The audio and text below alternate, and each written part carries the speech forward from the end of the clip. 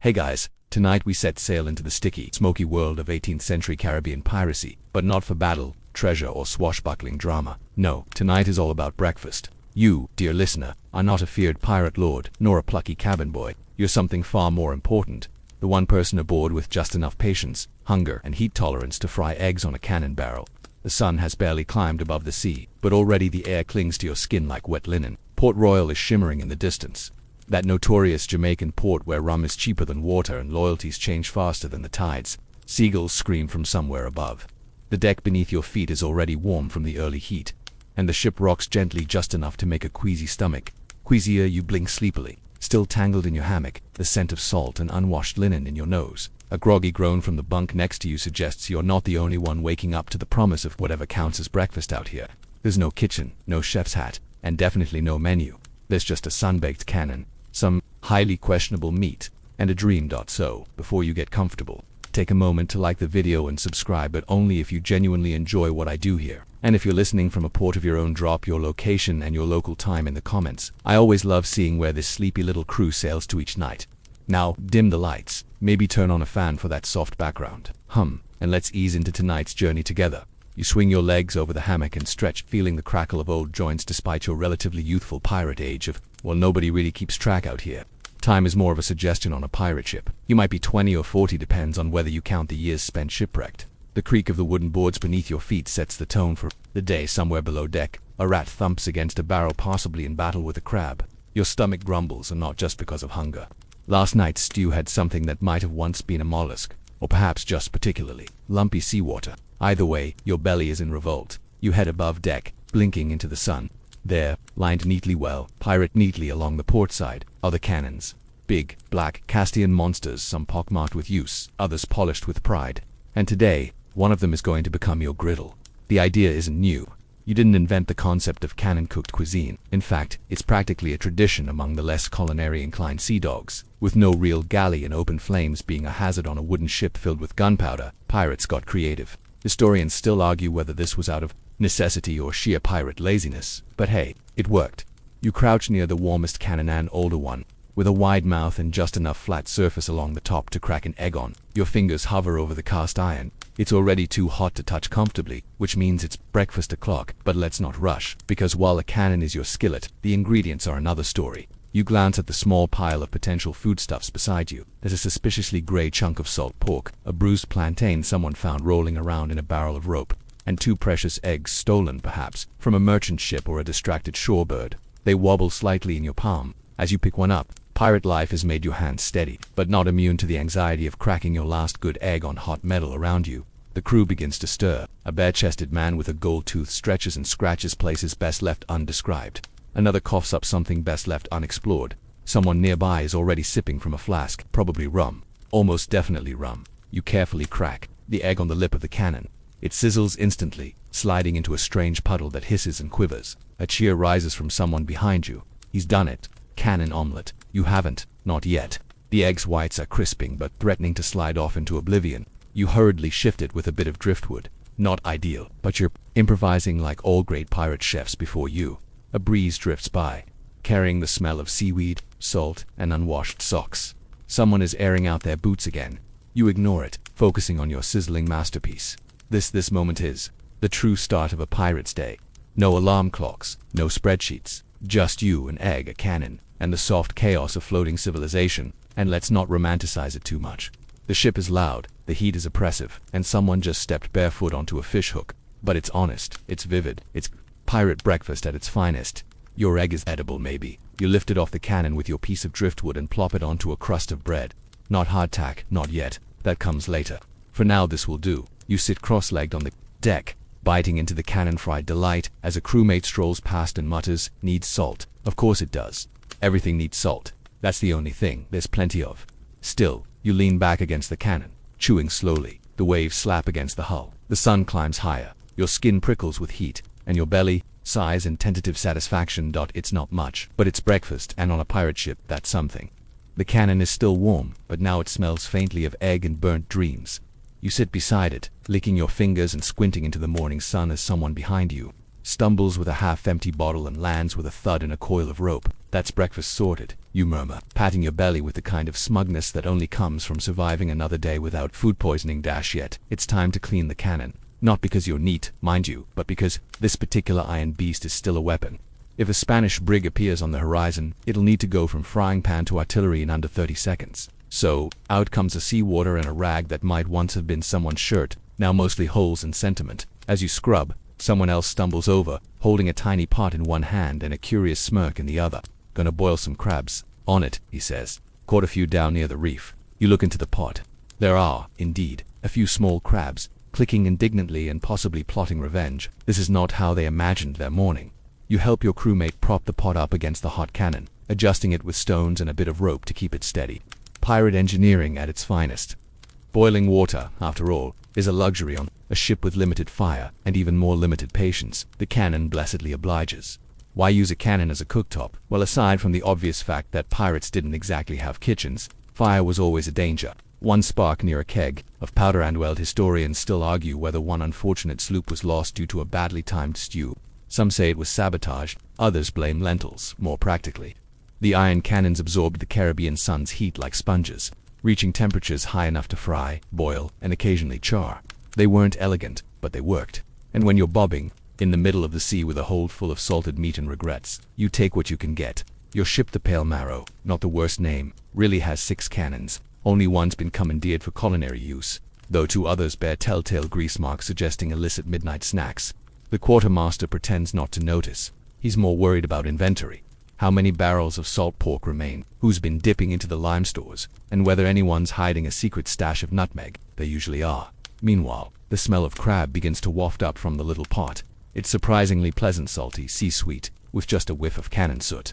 You close your eyes and let the scent pull you somewhere far away from cannonballs and sunburn, somewhere soft, maybe with tablecloths, maybe a chair with a back on it, but the moment doesn't last. "Oi, you boiled my sock," someone shouts. You open one eye. Indeed, a single sock is now draped over the cannon, sizzling gently.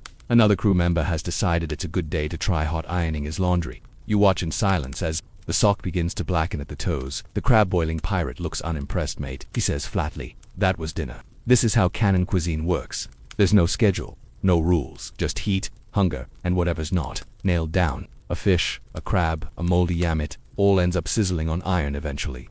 It's a beautiful, chaotic ecosystem of culinary desperation. The sock is discarded. The crab survives, barely dot, and now it's time for the plantain. Remember that plantain, the one that rolled out of a rope barrel. You've rescued it from its fate as a deck stopper and decided to do something bold. Slice it, press it flat, and toast it directly on the cannon barrel. It sizzles quickly, the sugars caramelizing, the edges curling in the heat. The scent is divine, somewhere between banana and smoky heaven. A pirate sidles over, sniffing the air like a cartoon bloodhound. "Got any more of that?" he asks, eyes hopeful. You do not. That was the only plantain. You hand him a crust of bread instead. Pirate kindness. A breeze picks up, and with it comes the familiar creak of sails, the flapping of damp laundry, and a voice singing somewhere aft. It's not a good voice, but it's enthusiastic, and that counts for something. You flip the plantain slice. It's golden now, a little scorched at one edge, but that's fine. You nibble at it, warm and sweet. And for a moment, the cannon under you isn't a weapon. It's a hearth, a kitchen counter, a warm stone in a world made of salt and steel. The crab pirate has managed to retrieve one of his crustaceans, is eating it directly from the shell, cracking it open with a knife hilt. It smells glorious. "Want a leg?" he offers, surprisingly generous. You nod and accept. The shell crunches. The meat inside is chewy, salty, and slightly overcooked, but it might as well be a 5-star delicacy. It's food. It's hot. It didn't give you dysentery. That's victory around you. The crew is stirring in earnest now. Some are watching the cannon with curiosity. A few others are rummaging through barrels, hunting for anything vaguely edible. Someone just yelled beets. With triumphant disbelief, you lean back against the cannon, full of crab and toasted fruit and the warm smugness that comes from cooking breakfast in a way that feels like it shouldn't work but does. The cannon is still smoking slightly. Someone's already eyeing it for the next culinary experiment. You, however, are going to sit for a bit. Let the sea roll beneath. You let the salt dry on your skin. Let breakfast settle in the sun. You lean back against the warm cannon, sun on your face, belly doing a cautious little dance of satisfaction. This is what passes for luxury aboard a pirate sloop, food that doesn't bite back in a breeze, that doesn't smell entirely of fish. But the morning isn't over, and neither is breakfast.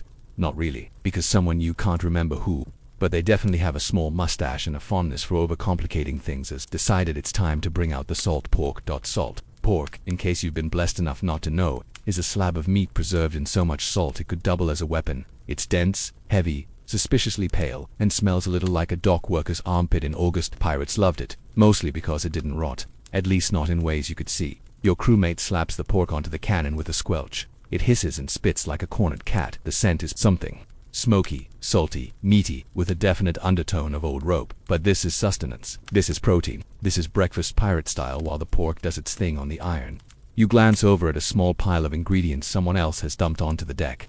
There's a handful of half-dried herbs, maybe oregano, maybe seaweed, a very old onion, and shockingly an actual lime. Your eyes go wide. Limes are gold. Limes mean vitamin C. Limes mean you might live long enough to get scurvy next month instead of this one. This little green miracle must have been hoarded for weeks. But today someone's feeling generous. The lime is ceremoniously sliced with a flint knife and passed around like Holy Communion. You suck on a wedge and nearly cry from the tangy brightness. It tastes like land, like hope, like a salad. Kind of. The pork begins to char. It's curling at the edges, the fat dripping down the cannon in slow rivulets. Your crewmate stabs it with a two-pronged iron hook and lifts it like a trophy. Who wants a bite? He calls. Several hands go up. You're among them. The meat is sliced with something that used to be a machete and passed out in greasy, sizzling bits. You take yours and try not to think about the last time the blade was washed, or if it ever was. You chew. It's tough, salty, and unexpectedly smoky, and not bad. Not good either, but you've had worse. Like the time someone tried to make soup out of old boots and barnacle scrapings. Sue. The conversation around you drifts lazily like seaweed on a tide. Someone's arguing about whether it's better to sail north toward Nassau or west toward Tortuga. Someone else claims they once saw a mermaid, and not just from rum either. And then comes the inevitable subject. The time Ol Beryl Fates tried to make pancakes on the cannon. You've heard the tale before, but it never gets old. According to legend, or at least drunken memory, Beryl Face, named for his inexplicably round head, tried to whip up a batter using flour, water, and a dash of stolen molasses. He poured it directly onto the cannon, expecting fluffy, golden discs. What he got was something closer to cannon glue. It stuck, it burned, it fused with the iron. That cannon was never the same. Still smells like molasses when it gets hot. Someone mutters, sniffing the barrel in question. You glance at the offending weapon. Sure enough, there's a faint sugary temps beneath the usual grime and gunpowder. A relic of pirate culinary ambition. Historians still argue whether pirates really cooked on cannons or if it's just another sea tale. But standing here, licking lime juice off your fingers, you know the truth. These cannons aren't just tools of destruction. They're stoves, tables, community hearths, and, occasionally, sticky reminders of overreaching pancake dreams. The sun continues its slow rise. The deck grows hotter underfoot. Someone decides to fan themselves with a chart. Much to the navigator's horror. Another pirate is now attempting to toast hardtack. You watch, morbidly curious. The biscuit sizzles slightly but refuses to soften. That's its nature. Hardtack doesn't bend. It doesn't break. It simply exists. A crunchy monolith of survival. You tap yours against the deck. It makes a sound, like a mallet on bone. The joke, of course, is that hardtack often contains bone. Or, more accurately, weevils. But these are breakfast realities. This is what you signed up for when you left behind land, comfort, and teeth. As the crew slowly returns to life, the cannon becomes a communal spot. One pirate is warming his hands above it like it's a winter fire. Another is using it to dry his hair. Someone has balanced a shell on it for reasons unclear. You sit among them, chewing salt pork and cannon toast, the lime still singing on your tongue. Somewhere, a bell rings. Not the ship's, it's too out of tune. Probably a nearby vessel drifting close. You glance over the rail and see another sloop bobbing in the heat haze. Flags neutral, probably friendly, possibly French. You sigh and finish your last bite. Another morning nearly done. Another breakfast survived. And you didn't even have to fight anyone for it yet. You're still licking bits of salt pork grease from your fingers when a familiar clinking sound reaches your ears. Metal against ceramic, or at least something trying to be ceramic. It's the unmistakable, slightly tragic symphony of pirate coffee in the making. Now don't picture a bubbling kettle or a cozy cafe percolator. There's no cream, no sugar, definitely no oat milk. Instead, there's a tin pot that looks like it's seen 3 shipwrecks and a betrayal or two. It's filled with water that may or may not have been scooped from the clean barrel, and a modest handful of gritty, coarse coffee beans, likely smuggled, possibly ancient, absolutely unwashed. And just as your hopes begin to rise, someone adds the secret ingredient, a generous pour of rum, because of course, rum is the universal solvent aboard a pirate ship. It cleans wounds, ruins marriages, and replaces both milk and courage in your morning mug. You watch as the mix boils sluggishly on the edge of the same cannon where your breakfast once sizzled. The iron hisses, the coffee bubbles, the rum evaporates, or possibly deepens in potency. Science isn't really the strong suit here. You're handed a cup. It's hot, metallic, and vaguely leaky. The smell hits you first sharp, bitter, with a spicy, alcoholic curl that climbs into your brain and threatens to clean the windows behind your eyes. You sip that, it's terrible. You sip again, it's better, sort of. Pirate coffee isn't about taste, it's about necessity, the jolt, the comfort of routine, the fact that hot liquid somehow makes you feel more alive, even if that liquid tastes like burnt rope and fury. The crewmate next to you sighs contentedly. Warms the soul, he says, even as a bit of grounds dribbles from his lip. You glance into your cup and notice something floating. Best not to investigate. Just keep sipping. The cannon radiates heat. The deck creaks lazily underfoot, and your stomach does that cautious gurgle again. 1 part digestion, 2 parts worry. Across the deck, someone with surprising delicacies, peeling a fruit. Not a banana, not a lime, a guava. Where they got it, no one knows, but the smell of ripe, musky sweetness wafts across the space like perfume in a tavern. Trade YA for a sip. You offer, raising your sad tin mug. A nod, a swap. The guava is soft and fragrant, almost floral. You tear into it like a man has for vitamins and dreams it's perfect. Slightly bruised, yes, but compared to cannon eggs and salt pork, it might as well be a 5-course meal. A few pirates wander over, lured by the coffee aroma, perhaps just the presence of someone who's awake, upright, and not vomiting. This is how pirate mornings work. There's no bell to start the day, no line for croissants, just the slow, communal shuffle toward warmth, caffeine, and conversation. Someone, inevitably, begins telling a story. This one involves a storm off Hispaniola, a sea turtle with an attitude problem, and a barrel of cinnamon that somehow caught fire.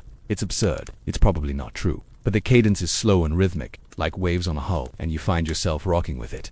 Historians still argue whether pirates really drank coffee or if it was more of a rare treat saved for ports. Some say it was common among captains, but rare among the crew. Others point to journals that describe caffeine-fueled mornings just like this, minus the cannon skillet. But on this ship right now, coffee is real. It's piping hot, questionably strong, and somehow comforting. One of the older pirates takes a long swig and sighs deeply. Back in Nassau, he mutters, they made it with cloves, just a pinch. You imagine it spiced, smooth served, in a mug not rusted through. You imagine mornings where the biggest worry is whether it's raining, not whether you'll have to repel boarders or patch a sail with your shirt. Cloves. Someone snorts. What are we, admirals? Laughter. A little too loud for this hour, but genuine. It bubbles across the deck like spilled grog. The cannon is now officially a cafe counter. There's a small line forming cups in hand. Requests shouted. Less rum this time. Someone calls, as if that's a real option. You help pour the pot, wobbles, sloshes. You nearly scald a toe. It's fine. Pirates are barefoot 90% of the time and proud of it. Scars are stories. Burns are badges. A seagull lands nearby, eyeing the scene with its usual mix of suspicion and disdain. You throw it a bit of burnt hardtack, it declines. Even a seagull has standards. The coffee pot sputters its last breath. Empty, done. Someone tries to scrape the grounds for a second round, but the cannon's heat has baked them to something resembling tar. You glance at your half-empty mug and decide it's enough. You're warm, awake-ish, fed, slightly buzzed. A success. As the crew finishes their makeshift breakfast hour, the ship begins to hum with that odd energy unique to pirate life, a mix of mischief, mild indigestion, and the eternal hunt for something new to roast on a cannon barrel. You set your cup down. It wobbles once, then falls over completely. You don't bother picking it up. The deck claims what it wants. Instead, you lean against the rail, watch the waves, and wonder what else might taste good, seared with gunpowder heat. You're leaning on the rail, watching waves slap lazily against the hull. When you hear it, a bleat, not a distant echo, not a groan from a half-asleep crewmate, a full-throated nasal bleat. And there it is on the main deck, tied to a barrel, and chewing idly on the corner of someone's shirt. A goat. This is Billy or Bess or possibly Captain Fluff. Names vary depending on who you ask. The truth is, no one knows who brought the goat aboard. One day it was just there, looking, mildly offended and very much at home. And despite the yelling, the pushing, and one regrettable hammock incident, the goat has stayed. Now, you may be wondering, why would pirates, of all people, keep a goat aboard a cramped, stinking sloop? You wouldn't be the first. Historians still argue whether goats were common pets or just convenient food sources. But on this ship, this goat is neither. It's a milk producer, a reluctant, moody, occasionally aggressive milk producer. This morning, as the cannon-cooked crab settles into your system like a slow, salty brick, the ship's self-appointed goat wrangler appears, bucket in hand and optimism on his face. He crouches beside the goat, whispers something that sounds vaguely like a sea shanty, and attempts to coax some milk. You and a few others watch, not out of curiosity, really more out of the sort of communal fascination usually reserved for card tricks or medical emergencies. The goat snorts, kicks once, then miraculously allows a modest stream of milk to dribble into the battered tin bucket. Applause. Actual applause. A goat has produced breakfast. In the middle of the ocean. The milk is passed around, thick and warm. It smells like hay and salt.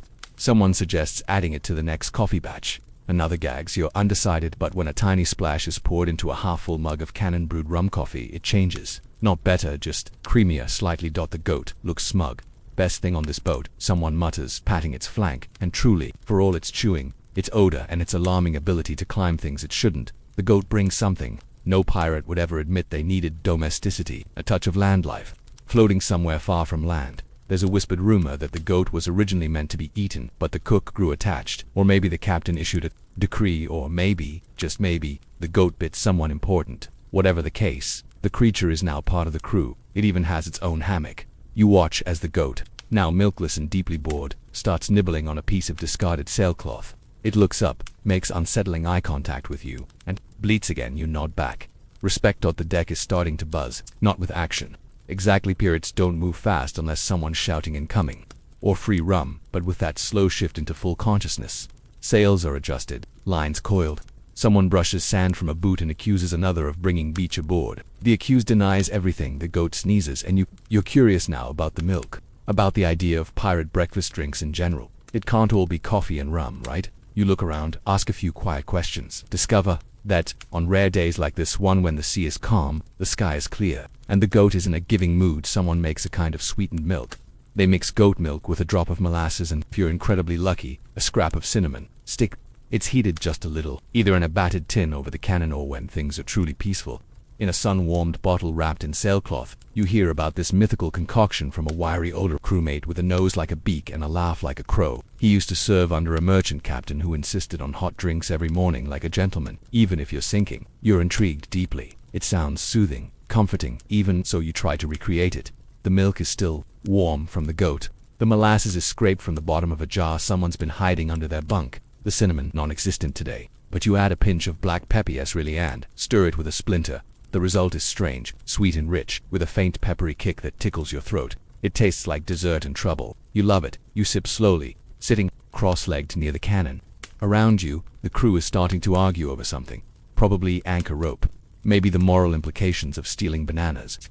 You tune them out. All that matters right now is this mug, this strange pirate latte, and the goat, who is now attempting to climb into the captain's lifeboat. You don't stop it. You just raise your mug in silent toast to breakfast, to Bess the goat, to another absurd, wonderful, sun-soaked morning on the sea.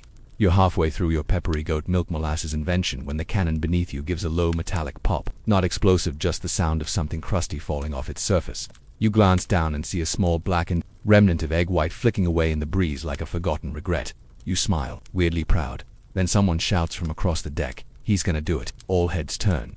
And there he is, big Jory, shirtless, sunburned, and standing with the solemn focus of a man about to do something profoundly ill-advised. In his hand, an egg. In the other, what appears to be half a palm frond. He's about to cook another egg on the cannon, but this time, he's trying to flip it.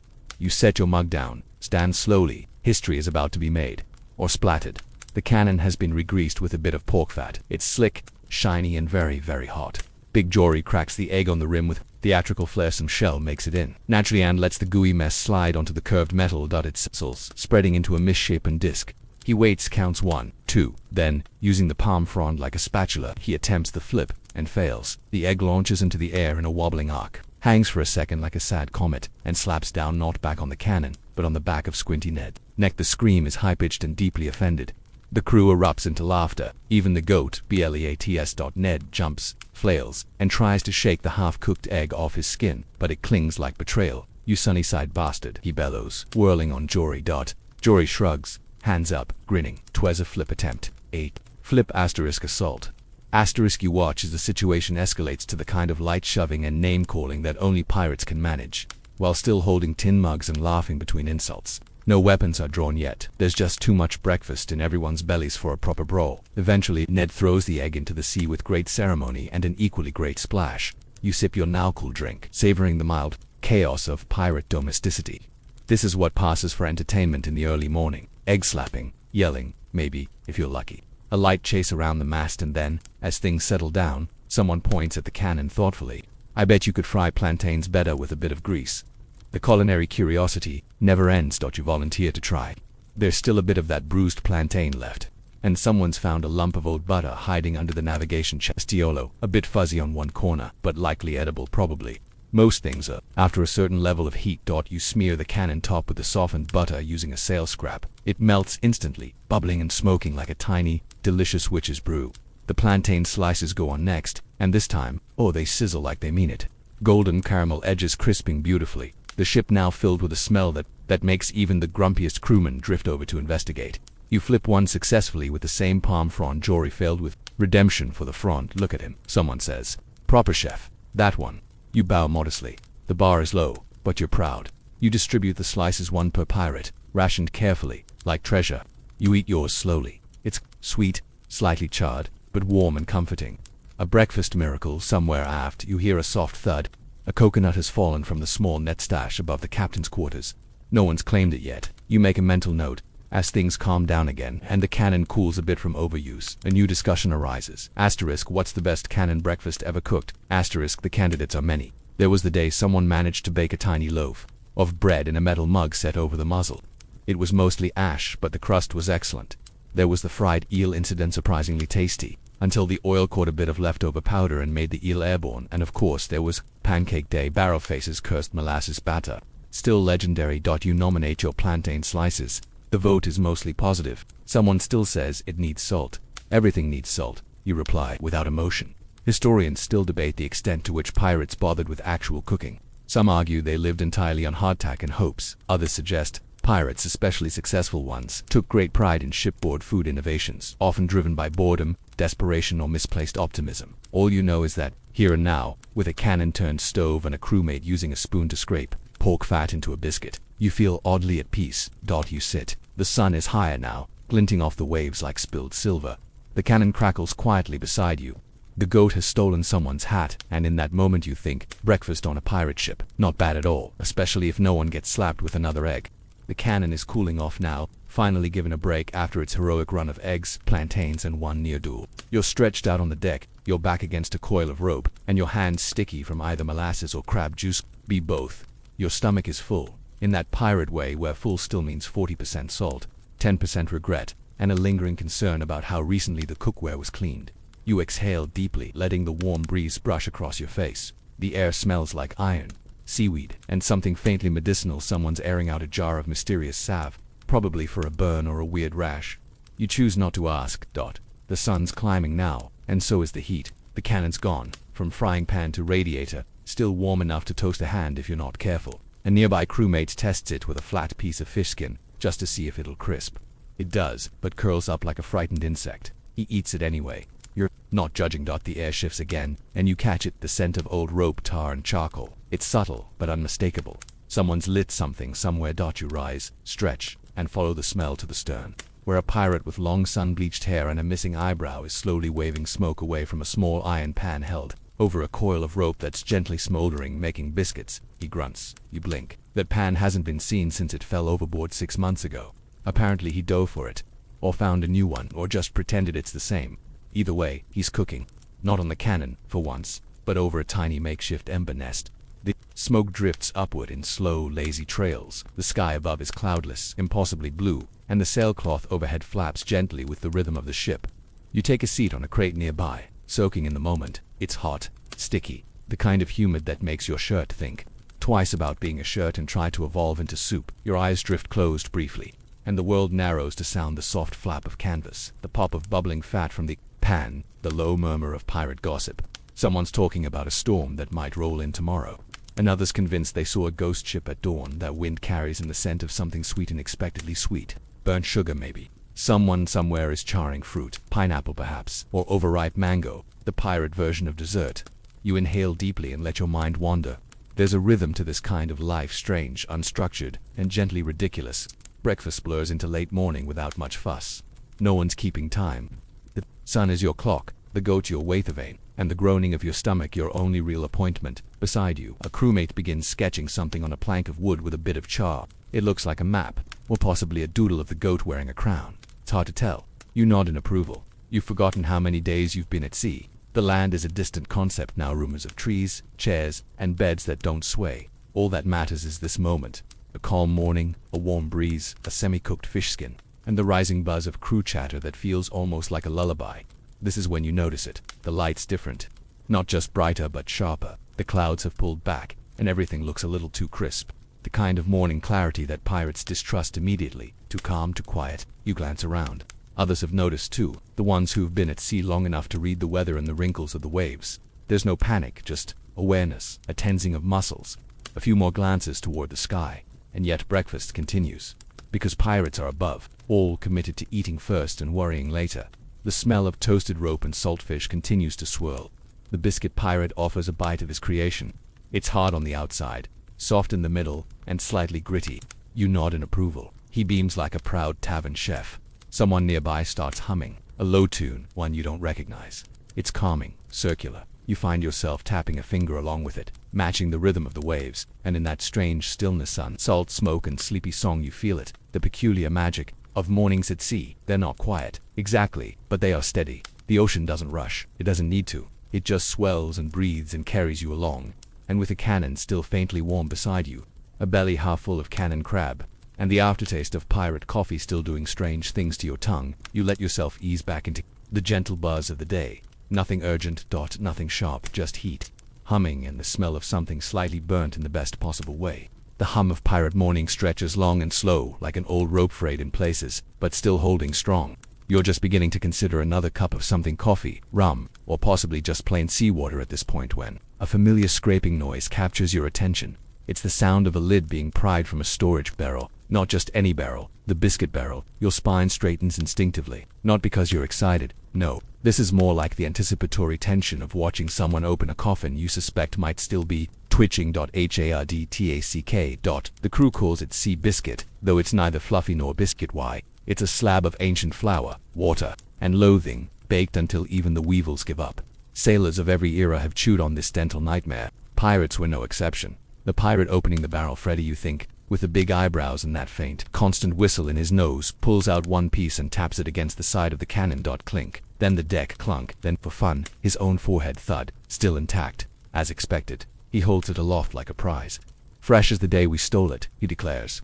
You're not sure whether to laugh or offer condolences. He tosses one toward you. You catch it barely. It's heavier than it looks, and somehow colder than it should be. You eye the surface. No visible weevils, which is a blessing. But there are some marks. Possibly wormholes, possibly just memories. You take a tentative bite, it doesn't break. Your teeth hit it, and bounce. You try again, using a sawing motion. Eventually a shard breaks off like chipping flint. You chew and chew and chew. The flavor is ambitious. It's dry, floury, slightly salty from months of proximity to everything salty, and vaguely woody, like it sat near a barrel of planks and absorbed the concept of timber. Freddy beams at you. Good, right? You nod like someone being held at cutlass dash point. Others begin grabbing their own pieces. A few soak them in coffee, to soften them. Others just gnaw methodically, staring off into the sea like monks in contemplation. One pirate, ever the innovator, scrapes a bit of salted fish across his biscuit like it's peaty. It cracks in half. He sighs and eats both, halves anyway. You look around and realize just how central these sea biscuits are. They're not just food, they're ritual. Each pirate has their own way of preparing, softening, or just plain surviving the experience. You overhear one grizzled old hand say, "First time I had one, I cried, because it was so good." Someone asks, double quotes, "No, because I broke a molar." Historians still debate whether hardtack was intended to be this tough, or whether poor storage made it worse. Some claim pirates toasted them on cannon barrels to warm and soften them. Others say the weevils added valuable protein, so eating around them was a sign of weakness. You don't know about all that. You just know you've spent 5 minutes chewing something that still feels exactly the same in your mouth as it did in your hand. Eventually, you give up and try the dunking trick. You dunk it in your cold coffee from earlier, let it soak until the outer edge starts to slough away like a tired cliff face. Then, gently, carefully, you bite in. Better. Still bad. But better. A nearby pirate shows off a small tin of lard he's hoarded. He spreads a slick of it onto his biscuit. Now that looks interesting. You manage to barter a tiny smear by trading him one of your precious molasses drops. You spread the lard and take a bite. The biscuit resists but yields eventually. It's salty, creamy, and still jaw-breaking, but a little less hopeless. The goat walks by, chewing something that might once have been rope. It looks at you, looks at the biscuit, and continues on without interest. You're slightly offended as the biscuit hour winds down. The deck is littered with crumbs sharp enough to wound in fragments that might outlive civilization. One crewmate gathers the bits and sprinkles them into a pouch. Emergency rations, he explains. Deadpan. Another pirate begins tapping his biscuit against different surfaces. Mast railing. Another pirate skull attempting to discover which makes the best drum. The crew rates each tone. The goat bleats in protest when its horns are included. You, meanwhile, lie back with the remains of your biscuit, chewing slowly, listening to the rhythm of the sea, the crackling cannon, and the slow destruction of pirate molars all around you, and you think to yourself, this isn't just food, it's tradition. A test, a bond. If you can survive cannon crab molasses milk and one full sea biscuit without crying, you can survive anything. Just as the last shot of hardtack finally gives up and dissolves somewhere in your molar zone, a low whistle pierces the salty morning air. It's not the wind, it's not the goat, it's Jenkins, lean, leathery, and always smelling faintly of vinegar. Jenkins is the ship's unofficial procurement specialist, which is pirate code for guy who finds weird stuff in weird places. And today, he's grinning like a man who's just pulled a rabbit from a hat, or, more likely, a pickled herring from a Spanish galley. Behind him stands a small wooden crate, water-stained and crusted with sea salt. The lid is half open, and from where you're sitting, you spot something utterly foreign to the usual pirate breakfast routine. Asterisk, asterisk, olives, Spanish, slick, suspicious. Asterisk, asterisk, and beside them, a tightly sealed jar labeled something you can't quite read. But the smell hits you like a rogue wave. Vinegar, briny, sharp, definitely pickled something. And then, the piece de resistance, a bundle of tightly wrapped eel coiled in the unmistakable fashion of seafood with opinions. You get up slowly, knees cracking, stomach cautious but intrigued. The crate, Jenkins explains with a wink, came from a very friendly Spanish trader vessel, which likely means it was taken by force, under cannon threat, with some yelling, but who's keeping score? The olives are green and plump, glistening like little edible marbles. You pop one into your mouth and immediately taste salt, oil, and the faint echo of someone else's trade route. Another pirate holds one up. What's this luxury? Jenkins grins. The eel, meanwhile, is unwound from its wrapping. It's smoked, flaky, and wrapped in leaves that smell slightly sweet, banana maybe, possibly fig, no one's sure, but the effect is exotic, decadent. You'd call it fusion cuisine, if pirates believed in such words. Historians still argue whether pirates ate well after raids or mostly sold their stolen goods. But the crew aboard your ship has a motto: you can't enjoy treasure if you're too weak to lift it. So the olives are passed around, one by one. A few go straight into mouths, others get added to leftover salt pork, creating a greasy, salty mess that somehow works. The eel is divided with a dull knife and the flat edge of a cannonball. Slices are eaten on biscuits, with fingers, or ambitiously wrapped in dried seaweed someone has been saving for decorative purposes. You take a bite of your makeshift sandwich, eel, olive, biscuit, and a smear of lard. The taste, remarkably complex, smoky, savory, and bizarrely sophisticated for people who recently tried to fry a crab in a helmet. The conversation shifts as more of the crate's treasures are uncovered. Someone finds a jar of pickled onions. A pirate named Curls, named not for his hair but for his habit of curling up in barrels when drunk, opens it and lets the vinegary aroma spread across the deck like an open challenge. Another discovers a sack of what might be cheese, or soap. A brave volunteer tastes it. Cheese, he confirms, eyes watering slightly. Sharp, a debate breaks out over whether this counts as a continental breakfast. The goat, as if summoned by pretension, appears, sniffs the eel, and bleats dramatically before attempting to steal an olive. It is only half successful. You watch all of this from your perch beside the cannon, which has now been repurposed as a buffet table. A few slices of eel rest on its muzzle, warming gently in the sun. Someone has tried to spear an olive on a bayonet. Someone else is attempting to pickle a hardtack biscuit in the leftover brine. It's chaos. Beautiful briny chaos. You find yourself smiling because this is rare. This isn't moldy bread or rat stew. This is choice. This is a spread. And it's doing something strange to the crew. They're laughing more isolated, sitting together, sharing scraps of smoked fish like old friends at a seaside cafe with no walls and a very aggressive goat. You lean over to Jenkins. Where'd you really get this stuff? He winks. Let's just say the Spanish don't check their lifeboats as thoroughly as they should. Of course, you take another bite, this time a chunk of eel wrapped around a pickled onion. The flavors fight in your mouth like two drunk swordsmen, but you don't mind. It's salty, strange, and utterly delicious. This is the good life. You don't have much, your clothes are frayed, your boots wet, and your pillow is a sack of grain, but you have breakfast. And pirates, more than anyone, understand the power of a good meal. It's grounding, it's soothing, it makes the cannon fire and the seasickness and the surprise duels a little more tolerable. You glance around. The eel's nearly gone. The olives are down to pits. The cheese soap has been judged edible by a growing consensus. And as someone lifts a final toast with a dented tin cup to Jenkins and his legally dubious buffers, you raise yours in return. Breakfast on the sea never looked so fine. The last olive pit clinks onto the deck and rolls lazily toward the scupper as you recline beside the cannon. now fully transformed from war machine to brunch counter. Your belly is full of eel, pickled things, and salt in every conceivable form. Life, for a moment, feels absurdly rich, and that's when you hear it, the gossip laugh, a kind of nasal cackle snort that only emerges when someone's relaying a truly scandalous bit of pirate trivia. You crane your neck to see the source. It's Marigold, yes, that Marigold, the only pirate aboard who insists on wearing a scarf with her cutlass and somehow always smells faintly of cloves. She's perched on a barrel, surrounded by an eager half-circle of crew. You slide closer, the way you do when you're pretending not to eavesdrop but definitely are. She's already mid. So he wakes up in Havana with a tattoo of a mermaid and the captain's mother's name across his chest. In full script, gasps, laughter. One person clutches their chest, wheezing no. Someone whispers, not Gwendolyn. Oh, yes. Marigold nods solemnly, with flourishes. Tattoo gossip is a favorite sport aboard the Pale Marrow. It ranks just under best ports for cheap rum and worst itches and how to treat them. Everyone's got ink. Some are proud daggers, sea monsters, cryptic symbols. Others are less fortunate. Take Squinty Ned, for example. His lower back bears a crooked compass rose that someone thought was hilarious after 10 shots of Madeira. It now points to embarrassment. Or Jory, who swore the Chinese character on his arm meant strength. It does not. It means fish soup. Tattoos out here aren't just decoration. They're stories, memories, warnings. You peer down at your own wrist, where a faded blue anchor curls around a faint red blot that was probably meant to be a heart.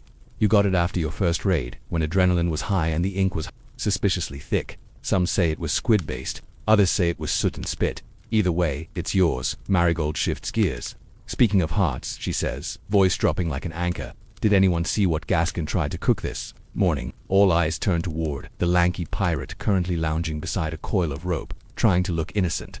Don't drag me into your gossip circle, Gaskin mutters, but everyone leans in. He tried, Marigold declares, drawing it out, to fry seaweed, with rum, on the cannon. A beat. Someone wheezes. Why, he said it would get crispy. He got angry. This is followed by a round of laughter so intense that even the goat pauses chewing and blinks in concern. You chuckle along. The kind of full-belly laugh that massages your ribs and releases tension you didn't know you were carrying. Because gossip, on a pirate ship, is currency. It's entertainment.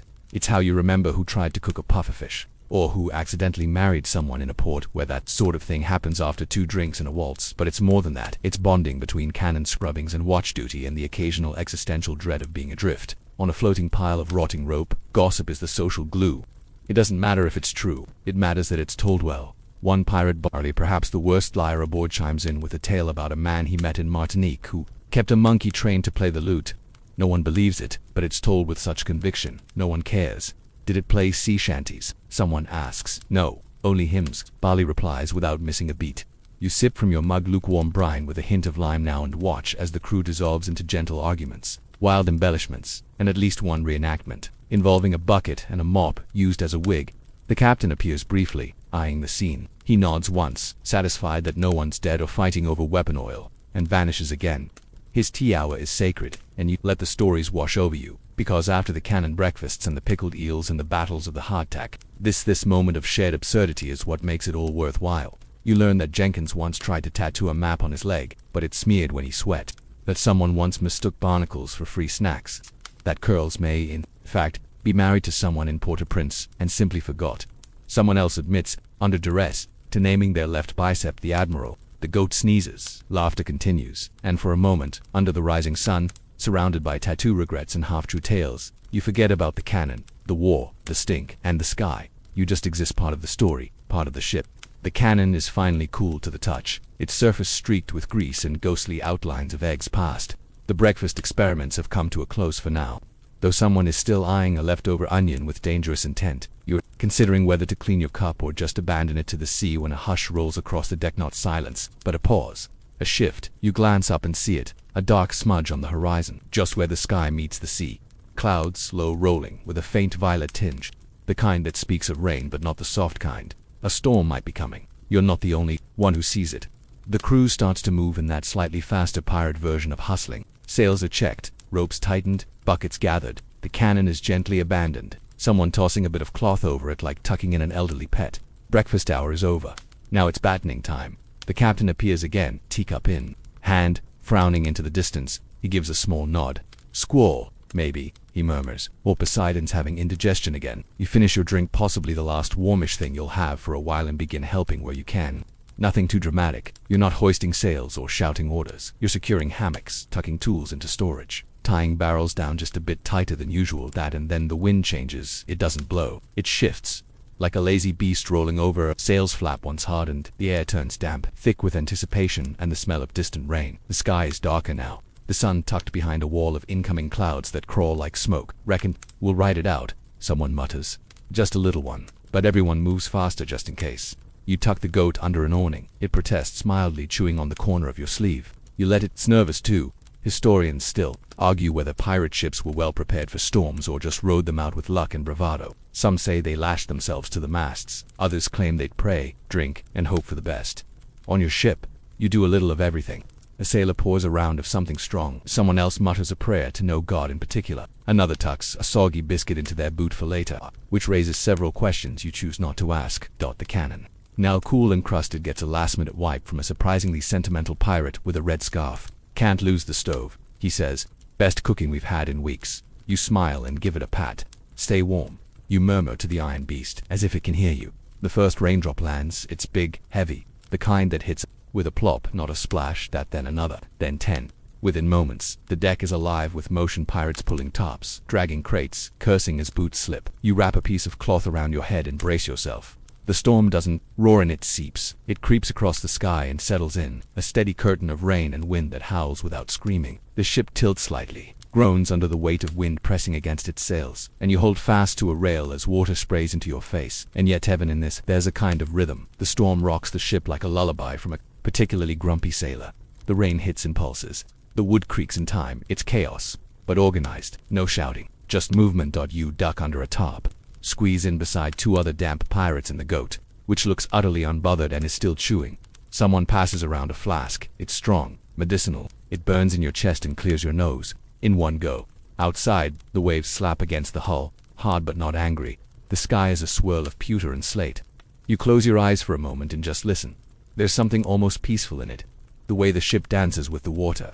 The way the sails hiss and snap like great breaths being taken. The way everyone moves like they've done this 100 times, which, to be fair, most of them have. The cannon rattles once but stays firm, tied down with layers of rope and a biscuit wedge someone thought would add friction. You hope it holds. You've come to rely on it in ways you didn't expect. Not just as a weapon, but as a source of warmth, flavor, and minor community miracles. You wait, you breathe. The rain continues. Eventually, someone hums a song, not loudly, just enough to fill the space under the tarp. It's familiar, soothing, a sea shanty without the shouts. Just the hum, low and steady. You find your own voice joining it. Quiet, raspy, but in tune. The storm has arrived, but breakfast lingers in your bones, warmth in your belly, salt on your tongue. And even as the sea rumbles and the sky weeps, you feel settled. This isn't danger. This is morning on a pirate ship. The storm drifts on for another hour, maybe two. Time loses its edge when you're under canvas with a damp goat and a shivering crewmate who keeps humming the same 3 bars of a tune. The rhythm of the rain has become part of your heartbeat, and the deck's occasional lurch feels almost like breathing now. Eventually, the clouds peel back like an old curtain, revealing slices of blue sky stitched between ragged remnants of gray. The sea settles not to calm, but to that low, rhythmic swell that makes every step feel like a tipsy dance. You crawl out from under the tarp, blinking in the bright light. Blinking harder when you realize the cannon, your beloved, breakfast-stained cannon, is soaked but still intact, tied like a stubborn dog to the deck. And what's more, your hammock is dry. Miracle, but don't get too comfortable just yet. It's not hammock time, it's politics time, you see. Every pirate ship, no matter how lawless it might seem, has rules. Not in the lawbook sense, but in the don't touch my spoon unless you want a duel sense, and one of the most fiercely guarded customs. Hammock hierarchy. You stretch, crack your neck, and eye the shaded corner of the middeck, where most of the hammocks hang flapping gently, still damp around the edges. The good ones higher off the deck, fewer leaks above, closer to the breezer already claimed, not with signs, just with the pure weight of pirate politics. You make your way toward yours. Bottom row, slight tilt, smells like fish on the left side and regret on the right, but it's yours. Just as you reach it, a shape swings into view. Bootless Tim, fast asleep in your hammock, legs spread like a sunbathing starfish. You sigh. You poke. He doesn't move, and here's where it gets tricky. You could wake him. That could challenge him. But do you want a pre-lunch scuffle? The kind that ends in bruises and someone shouting trial by mop? Instead, you look up. One hammock above, half claimed by someone who's probably on duty now. Damp, soggy, but momentarily vacant. You climb in. It sways, creaks, then bliss. Well, pirate bliss. It's still damp, it still smells, but it holds you. Close your eyes let yourself drift around you. The deck murmurs. Ropes stretch, footsteps echo in time with the sway of the sea, then snore, loud, abrupt, coming from 3 hammocks down. Someone's napping like a walrus playing the tuba. You've grown. Tuck a cloth over your ear and try to recapture your fleeting moment of peace. This is hammock politics. No sign-up sheets. No reservations. Just territory, negotiation, and unspoken rules. Like if your hammock gets cut down mid-snore, you've probably offended someone. Or, don't tie yours too close to the cook's alcove unless you like waking up to fish guts and scalded onion stew. And then there's the silent competition over pillow alternatives. You peek around. One pirate is using a sack of flour.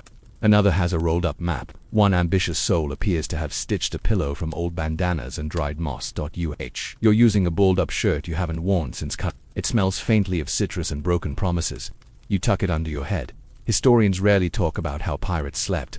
The focus tends to be on the loot, the battles, the drama. But this ritual of claiming space, negotiating silence, and sharing what little softness exists is just as real. You feel the ship roll beneath you. Hear the creak of the mast and the whisper of someone telling a story too low to catch. Somewhere, a spoon clinks gently inside a pot. A new sound joins the chorus, the rhythmic scratch of a knife carving into wood. A pirate 2 hammocks over is etching something into the post beside his bed. A name, a date, a curse. You drift a little. More. Bootless Tim lets out a mumble, something about muffins. You make a mental note to ask him later. Pirate dreams are often a treasure map to repressed cravings. You don't sleep. Not fully. Just float. Between consciousness and comfort.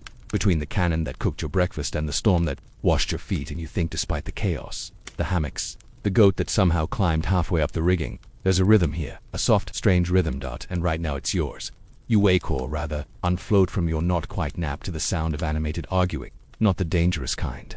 No one's drawn a cutlass or shouted about honor. Yet no, this argument is far pettier. It's about fruit, specifically bananas. You swing your legs out of the hammock and peer across the deck, where a small knot of pirates has gathered around the quartermaster's crate. At the center of the tension, a single underripe banana, green, firm, slightly bruised. It's the kind of fruit you might overlook on land, but out here, it's like a glowing gem, a portable burst of potassium and hope. To pirates amid debate, voices rising like squawking gulls. I traded for it, shouts one-eyed Lenny, clutching the banana like a newborn. With my salt, counters stove-tooth Rick, his mustache bristling. That makes it our banana. You shuffle closer, as do others.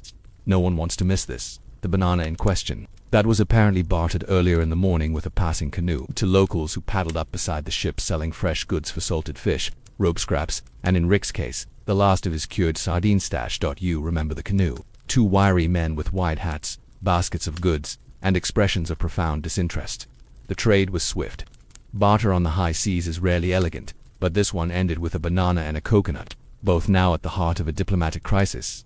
Rick waves a finger in the air. I sacrificed protein.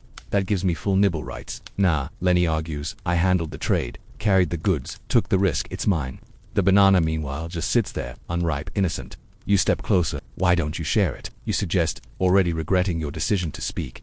They both glare at you like you've committed treason. Asterisk share, Lenny repeats, aghast, with him. Asterisk, Rick echoes, scandalized. The goat wanders by and sniffs the banana. This escalates the tension. You retreat slightly, watching the scene unfold. A small tribunal begins to form. Pirates offer opinions based on shaky maritime law and personal bias. One says possession is 9/10. Another cites the Great Mango Incident of Grenada as precedent. Historians would never bother recording this, but they should. Pirate justice is messy, loud, and weirdly theatrical. Eventually, a verdict is reached. A neutral third party, you somehow, will split the banana with your knife, and the 2 claimants will receive equal shares. Lenny looks like he's swallowed a lemon. Rick grumbles, but both agree. You slice the banana carefully. It's underripe and resists the blade, but you get through. Each pirate receives their portion. They chew in silence, eyes avoiding each other. A moment of quiet falls over the deck. Then Lenny mutters, tasted like rope. Rick nods. Mine was better. Crisis over. Banana gone. Pirate peace restored. The canoe that supplied the contentious fruit is long gone by now. A speck on the horizon, perhaps laughing at the absurdity of it all. The remaining contents of the trader bundle of green herbs, a chunk of cassava root, and that lone coconut are being inventoried by the quartermaster. There's talk of using the coconut milk for a stew later, or possibly as shampoo, depending on who gets to it first.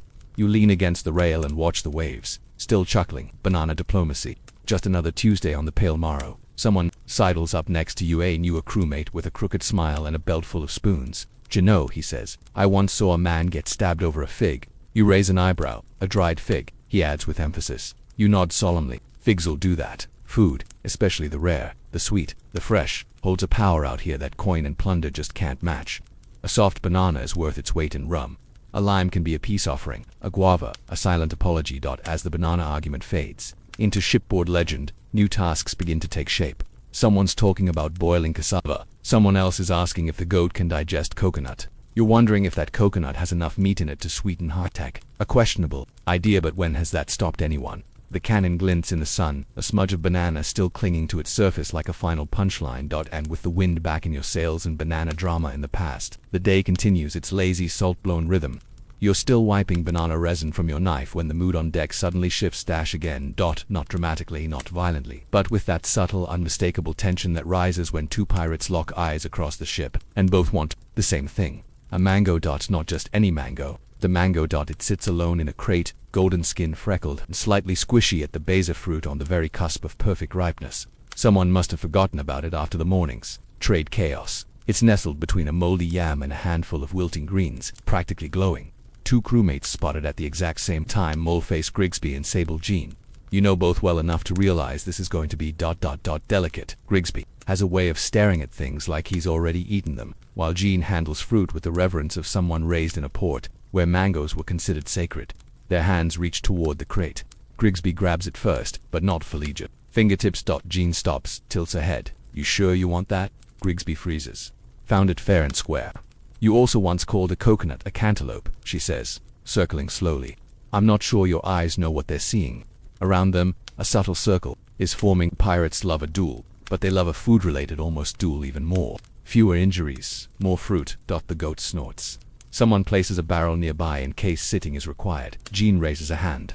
I propose a test. Grigsby frowns. A test. A mango duel, she says smoothly, but not with swords. The crowd leans in. She holds up a spoon. Grigsby groans. The spoon duel is an old pirate tradition, mostly performed after too much rum or when someone's decided a staring contest is too subtle. It involves two pirates, two spoons, and a mango, placed in the middle. The goal: scoop the biggest piece without toppling the fruit. You're chosen as referee again. Clearly, this is your destiny. You place the mango on the cannon barrel. It's cool, stable, and somehow regal in the way it rests, like it knows it's the most important thing on deck. Grigsby and Jean square off. Spoons are raised. Tension thickens. The first round is silent. Jean moves. First clean scoop. Measured. Elegant. A whisper of mango flesh. Grigsby lunges into aggressive. The mango wobbles. The crowd gasps. Jean steadies it with a fingertip. Technically a foul, but you allow it. Pirate refereeing is mostly vibes. Next round. Grigsby plays it safe, gets a chunk. Jean responds with a crescent slice that draws an appreciative murmur. Suddenly a wave rocks the ship just slightly. The mango rolls off the cannon. You dive instinctively, catching it in both hands like a precious egg. There's a pause. Everyone stares. Ref gets a slice. Someone says. You nod solemnly. Cut a clean bit from the mango's cheek and hand it to the nearest childless crewmate. Another unspoken rule. Ref doesn't actually eat. With the tension broken, the duel concludes in the only way it possibly could. The mango is divided evenly, down to the peel. Grigsby and Jean eat in silence, side by side. Not quite friends, but now bonded by fruit combat. Someone carves a notch in the cannon side to mark the occasion. Historians will never write about this. There will be no footnote in maritime chronicles about the spoon duel of mango justice. But you'll remember, because it was civilization. Not the polished kind with powdered wigs and tea service, but the salty, sunburnt kind. The kind forged over shared meals, stolen naps, and fruit-based diplomacy. The mango, by the way, was delicious. Even from the smell alone, you know it. Ripe, floral, a touch of citrus. The kind of sweetness that sticks to your fingers long after you've licked them clean. You lean back against the cannon once more, its surface still faintly warm from the sun, and watch as the crowd drifts apart, laughing, arguing about who gets to scrape the pit. The goat licks the spoon left behind, of course, and just like that, the mango duel becomes part of the day's rhythm, and other ripple in a sea of strange and sleepy moments.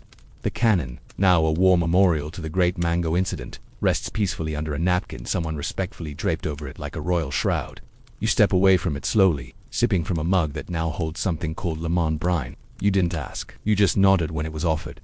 You're thinking of wandering below deck to see if any hammocks are free of goat hair, but a strange clinking sound stops you. Familiar, yes, but oddly delicate.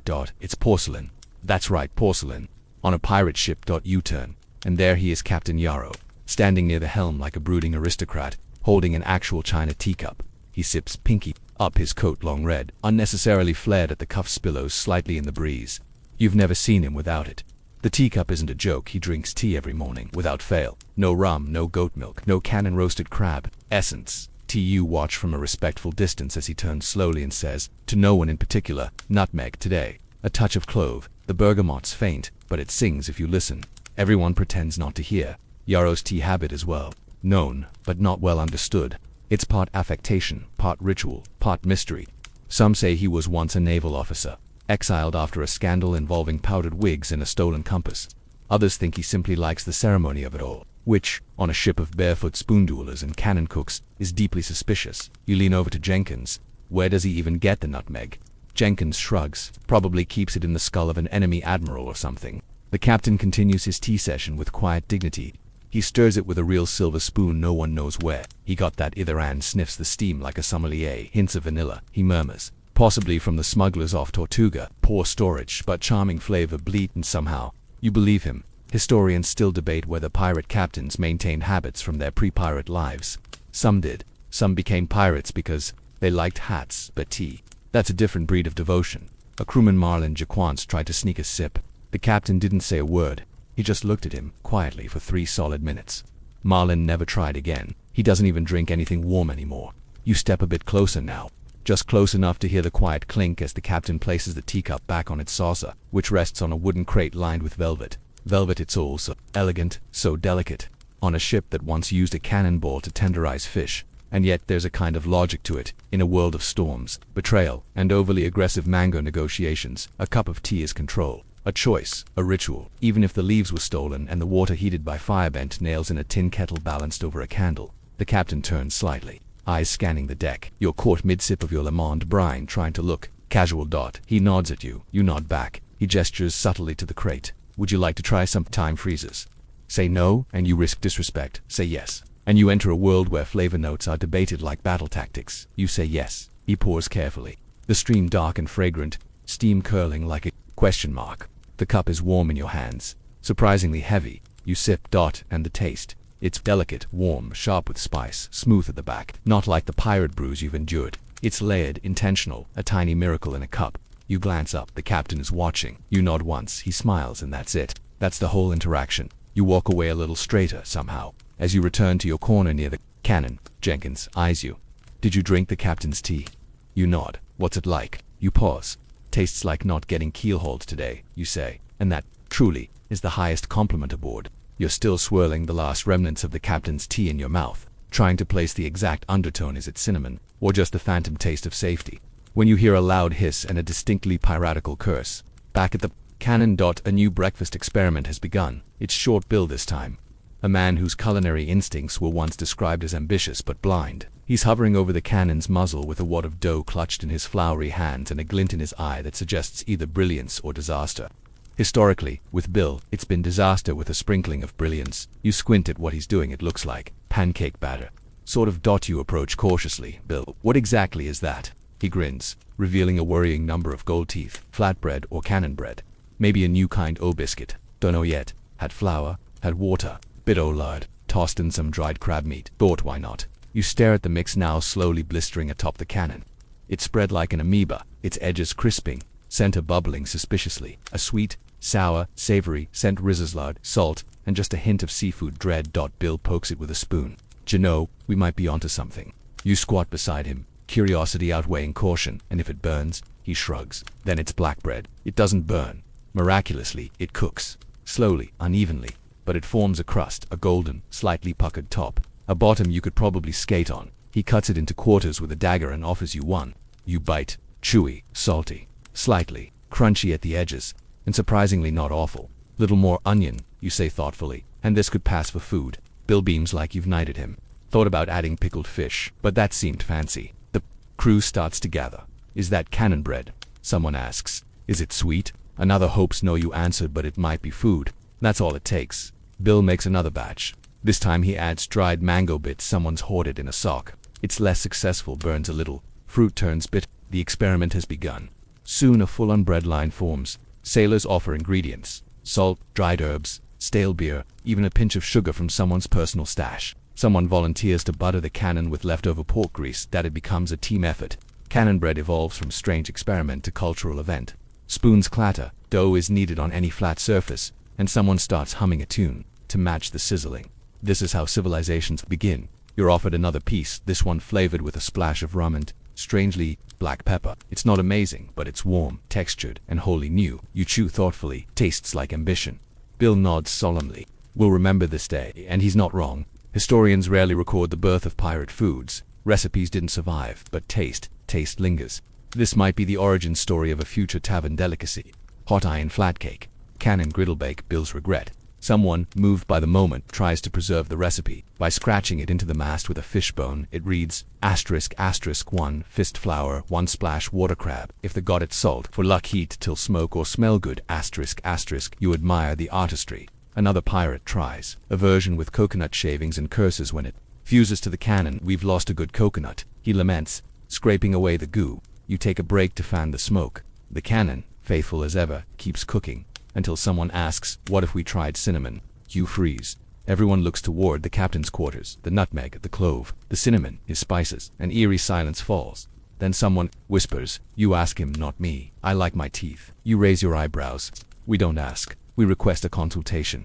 Eventually, a delegation is formed. You're elected as spokesperson. Again, you approach the captain with the dignity of a diplomat, approaching a foreign king. He looks up from his teacup. You clear your throat, sir. That cannon has become a griddle. A humble one, but a griddle nonetheless. We'd like to try cinnamon. He regards you for a long moment, then, gently, he reaches into his coat, produces a tiny metal tin, flicks it open. A pinch of cinnamon is offered. Use it wisely, he says. You nod. You bow. You return triumphant. The next batch is made with that precious pinch, folded into the batter with reverence. It smells divine. You all gather round as it sizzles.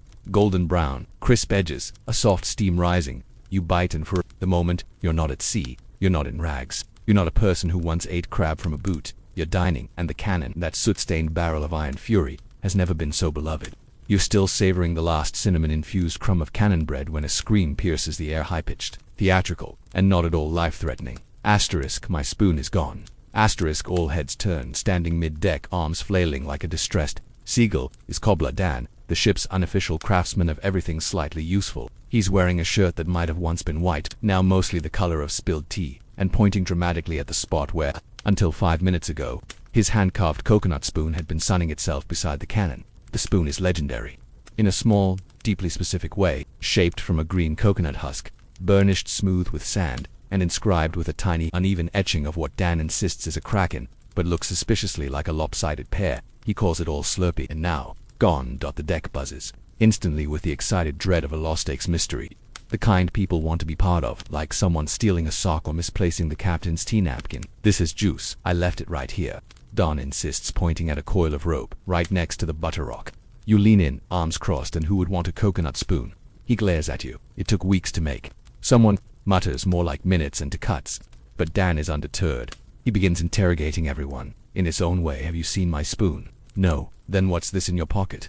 A crab claw. Convenient. He inspects hammocks, barrels, even the goat. The goat sneezes and kicks over a bucket. Nothing you can't help but get drawn into it. There's a certain joy in ridiculous drama. You start collecting clues. A trail of coconut shavings near the galley. A suspicious smear of butter on a rope. A damp boot print beside the cannon. Could be sabotaged, someone says ominously. Maybe someone's jealous. Or maybe it just fell overboard. Someone else offers unhelpfully. Dan gasps. OL Slurpee would never abandon me. A search party is organized, kind of, really. It's just people wandering around the deck, picking things up and occasionally shouting, "Found it." "Oh no, just a clam." And then, Jenkins again. Of course. He saunters up, chewing on a mango rind and eyeing the scene. "Looking for a spoon?" he asks innocently. Don spins. "You saw it?" Jenkins nods slowly, dramatically. Mitterby noticed a certain primate taking an interest. Everyone freezes. There's only one primate on this ship who isn't human.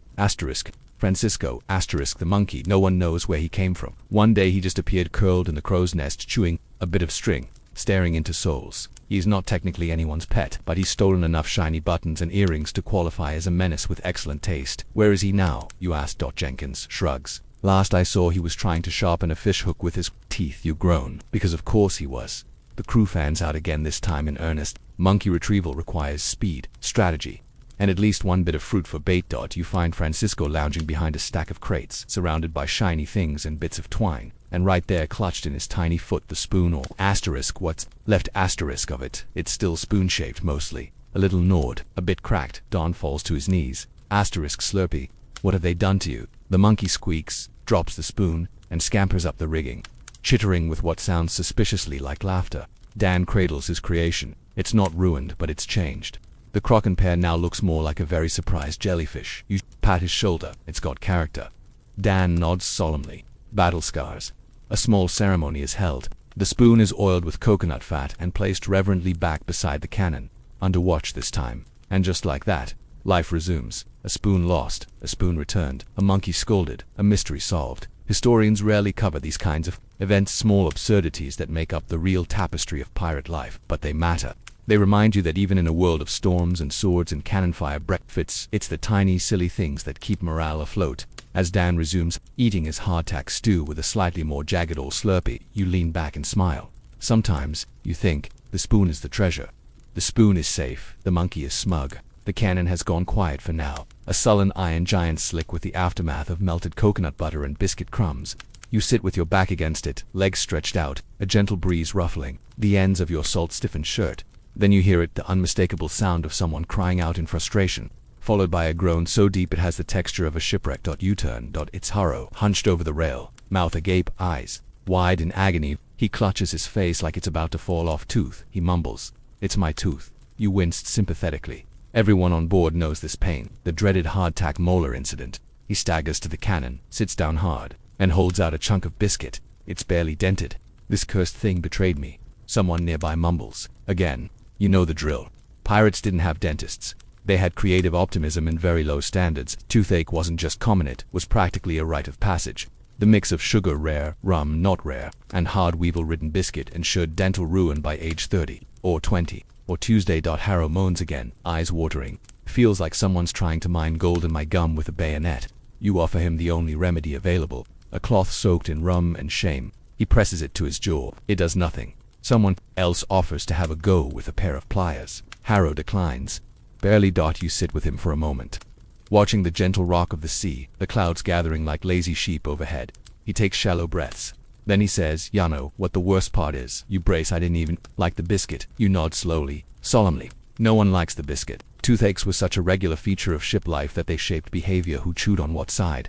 Who dunked biscuits for an extra 30 seconds? Who just gave up chewing altogether and mashed things into paste with a rock? And when teeth finally gave up altogether, that's when pirates got creative. Take Pegjaw Pete, for instance. Lost his front teeth in a cannon back recoil. He carved 2 replacements out of a bit of driftwood and affixed them with tar and raw stubbornness.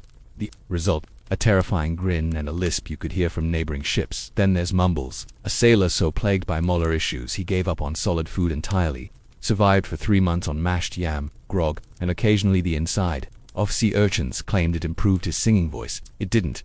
Harrow isn't quite there yet, but he's close. He moans again. The quartermaster walks by, tosses him a clove. "Chew that clove." You ask. Old trick, numbs the pain. Probably doesn't do anything. Makes you feel like you're trying. Harrow chews, makes a face. Doesn't scream. You lean back, thinking about how absurd it is that cannon-fried breakfast is more pleasant than biscuit-based dentistry. The crew's energy has dimmed a little now. Post-jewel, post-spoon. It's the slow part of a day. Heat has settled in. Everything feels sticky, sleepy. A pirate wanders by with a peg leg that squeaks like a wet seagull. He sits beside you, stretches out his back, and sighs. "Hot one," he mutters. You nod. His peg leg, made of driftwood, has a small notch carved into it where he stores matchsticks. Handy, but also deeply questionable. He adjusts it with a soft clunk, and you notice that under the peg, tucked just out of view, is a tiny tin of dried herbs, mint. You ask. "Peppermint," he says proudly, "for toothaches." You glance at Harrow, who is now lying flat on the deck with a clove between his teeth and an expression that suggests spiritual travel. The peglug man offers you a pinch. You take it. Chew. Minty. Sharp, almost hopeful. You offer some to Harrow. He takes it, sucks it, murmurs something that might be blessed relief, or just blah. You sit there for a while, the 3 of you, a pirate with a minty leg, a pirate with a fractured molar, a pirate with a full belly and no dental emergencies yet, and the cannon, watching all, still warm beneath your hand. The quiet heartbeat of the ship.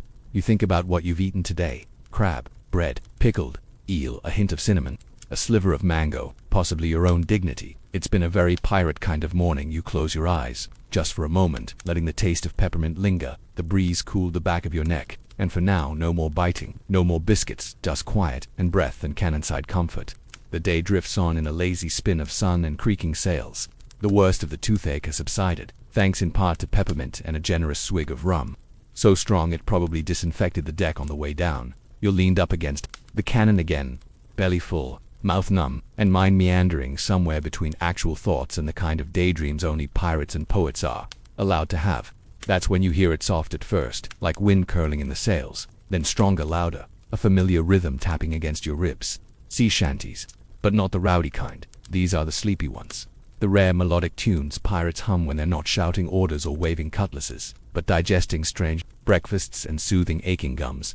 The kind sung more to themselves than to any audience. It begins with Jenkins, of course, sitting cross-legged, near the helm, softly tapping the side of a barrel with a spoon. A real one this time, not the coconut tragedy. He hums a few notes, low and rounded, like the start of a lullaby. A second voice joins in, from somewhere near the hammocks.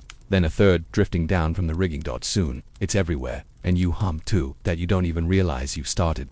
The melody just slips out of your chest, rides the salt in your throat, and joins the chorus like a drop of water in a wave. It's not a song, you know, not really. No lyrics you can hold on to, but you feel them. Stories of lost ports, of warm bread and cold nights, of wind that carries voices and sails alike. Someone starts to improvise lines. Greater than "Oh, the cannon, it cooked me a breakfast so fine, with a crab from the reef and a splash of old brine." You laugh, the rhyme is terrible. The next line's worse, "And a spoon in me boot that was stolen by swine." The monkey chitters on cue, which earns him a round of applause. More verses pile on, some about mangoes, some about teeth, one weirdly passionate ballad about a lime named Larry. The goat contributes with a sneeze and a rhythmic hoof tap, unintended percussion, but fitting. This is the part of pirate life no one writes about. The in-between, the sway and sing of days not marked by cannon fire but by quiet communion. These songs, these half-made lullabies, exist nowhere else. They won't be recorded, they won't be passed down, but they matter, they soothe, they settle. Even the cannon seems to hum, its warm metal catching the rhythm, vibrating gently beneath your back like an enormous iron cello. Harrow, now seated upright and mostly forgiving of his biscuit, hums through a clove. His breath smells like pain and mint, but his voice blends surprisingly well. The sun lowers a little. The gold of late afternoon begins to stain the deck. Shadows grow longer.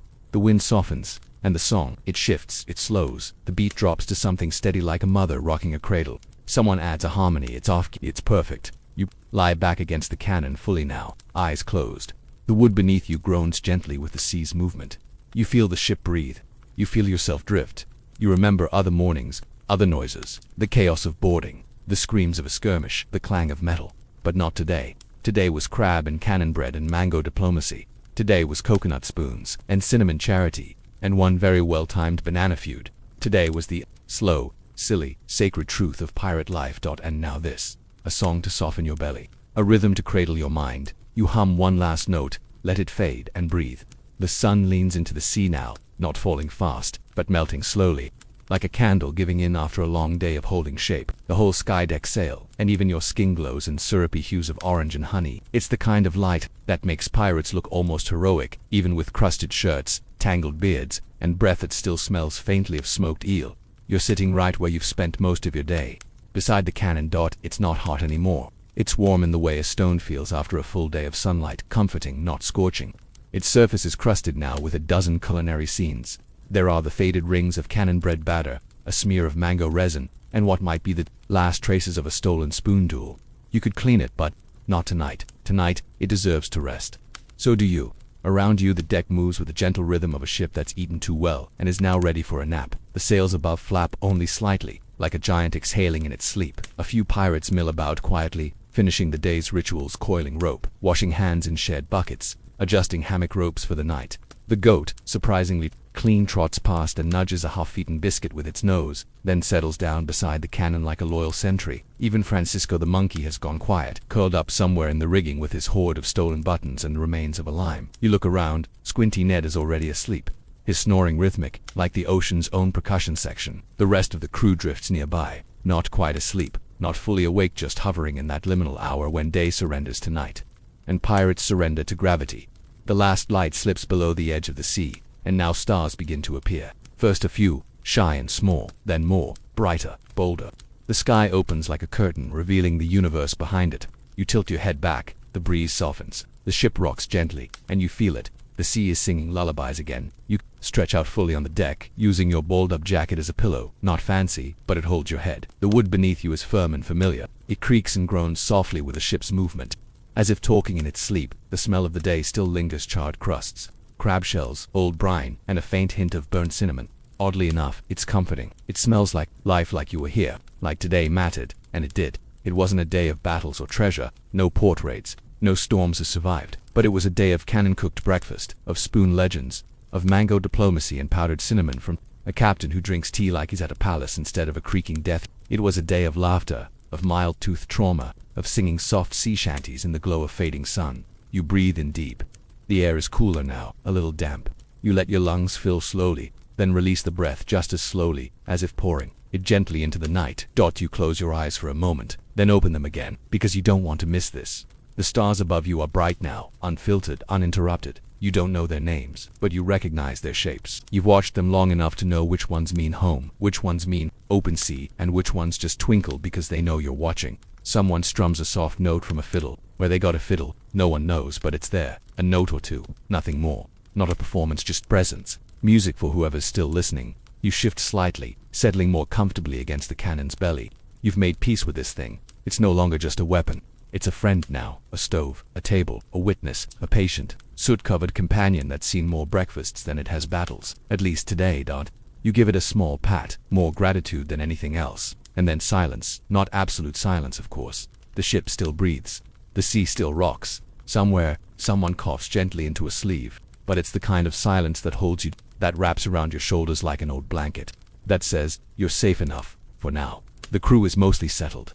Some in hammocks, some directly on deck. Some with heads on barrels, arms draped around rope coils like makeshift teddy bears. You don't need a bed. You don't even want one. The deck is warm, the cannon is company, and the stars above are more than enough ceiling for tonight. You close your eyes again this time. You don't open them. You listen to the ship, to the sea, to the slow rhythm of waves tapping the hull like a mother's hand, rocking a cradle, and you let go. Let go of mangoes, let go of spoons, let go of the half-bitten biscuit in your pocket you swear you'll eat tomorrow. You won't. Let go of the noise in your head, the things you didn't say, the places you didn't sail to yet. There is no rush here, no clock, no bells, only breath, only night, only the slow, soft, perfect drift into sleep. You've eaten well, you've laughed harder, you've earned this, so sleep. Pirate, the cannon will keep watch tonight. The ship is still now. The kind of stillness that doesn't ask anything of you, it just is, like the tide, like the stars, like the worn-out warmth of an iron cannon that once sizzled breakfast but now hums quietly in the night. Around you, hammocks sway like lazy pendulums, boots hang by their laces. Someone sighs in their sleep, a soft, whistling sound that blends with the creaking wood and the hush of the sea licking the hull. No more shouting, no more laughter, no more mango duels or rogue spoons or biscuits hard enough to chip teeth. Just silence, just sway. Just stars. You curl deeper into your corner of the deck, jacket tucked under your chin, one arm resting across your belly, still full, still warm, still amazed at what a cannon and a pinch of cinnamon can do. The night air is cool, brushing against your face like a lullaby. The cannon beside you is no longer a tool of battle. It is your fireplace, your seat, your table, your sleepy companion. You exhale again, longer this time, letting go of the day, letting go of the sea, letting go of the very idea of needing to hold on. You are afloat. You are fed, you are tired in the way that only truly lived days can make you so. Let it all fade, let the waves rock you, let the cannon keep you grounded, let the stars keep you company. Sleep now, you're safe, you're home, you're a pirate with a belly full of cannon-baked bread, and a head full of sea-salted dreams, and the world will wait until morning.